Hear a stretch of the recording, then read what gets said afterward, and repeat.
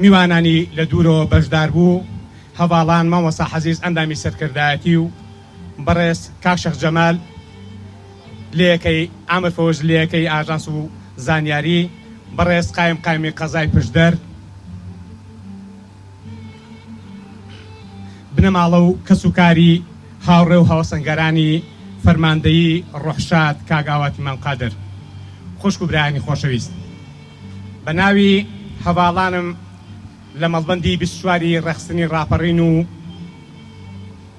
یەکەی ئاژانس و پاراستن و زانیاری و کۆمیتەی ڕێخستنی پشدەر ڕێز لە ماندووبوون و زەحمەتان دەگرین کە تەشریفتان هێناوە. دیارە پشدەر پەناو پشتیوانی هەزاران ڕۆڵەی بوێر و ئازا و قارەمانی تێدا هەڵکەوتووە. کاگاواتی قارەمانیش یەکێک بۆ لەو قارەمان و تێکۆشەرانەی کە لە سەرەتای مەشخەڵانی شۆڕشی نوێ گەنجەتی خۆی کردە قوربانی و ڕێبازی پیرۆزی شەهیدان و هەر لە کاری ڕێخستن و تەنزیمیەوە تا دەزیرکردنی لەلایەن ڕژێمی گۆڕبگۆڕ و دوایش بەرەو سیاسەرکەشەکانی کوردستان چەکی شەرەف و شەرەفمەندی بە کۆمەڵی ئاوات و ئامانج کردوتە شار. فەرماندەی گیان، شاخ و کێوەکانی کوردستان هەر لە مامندەوە بۆ قەندیل قەت لە یادت ناکەن، کانی و چەم و دۆڵەکان بە تاسەوە بیرت دەکەن.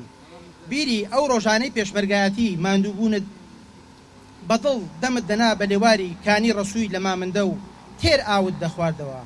هیوادارین ئەمێستا تینود نەبێت. فەرمان دەکەم خوات لەگەڵ برا و خزم و دۆست، خوات لەگەڵ هەرچەند زوو بوو، بەڵام دیارە بیری هاوڕێیانی شاخ و شارت دەکرد. بۆیەش واز و ڕۆژتی تۆ خزم و دۆست و ئەزیز بوویت، تۆ تاجی سەری دەواازەی ڕاپەڕین بوویت. خوشک و برایان، هەواڵانی سەرکردایەتی یەکەتی، سەرجەم کادیرانی یەکەتی بە ناوی پێشمەرگەکانی ئاژانس و زانیاری و ماتەم گێڕان یاخوا بەخێر بێن سەرچاوانمان، بە ناوی بنەماڵەی ئاواتی مامقادر بە خێراتنتان دەکەین. جارێکی تر یاخوا بەخێر بێن سەرسەر و سەرچاوانمان. ماتەم گێڕانی بەڕێز، ئامادەبوونتان لەم مەراسیمەدا لەم بارودۆخە ناخۆشەدا ئارامی بە دڵ و دەرونی ئێمە و هەموو کەسوکاری و هاوڕێیان و خەمخۆرانی دەبەخشێت. سوپاس بۆ بەشداری و ئامادەبوونتان. خوای گەورە هەمووان لە نەخۆشی و دەرد و بەڵای کۆڕۆنا بپارێزێت و وڵاتمان لەم بارودۆخە ناخۆشە دەرباز بکات و ڕوحی پاکی کۆچکردوش بە بەهەشت شاد بکات. ئێوەش دووبارە بەخێر بێن. بنەماڵەی ئاواتی مامقادر.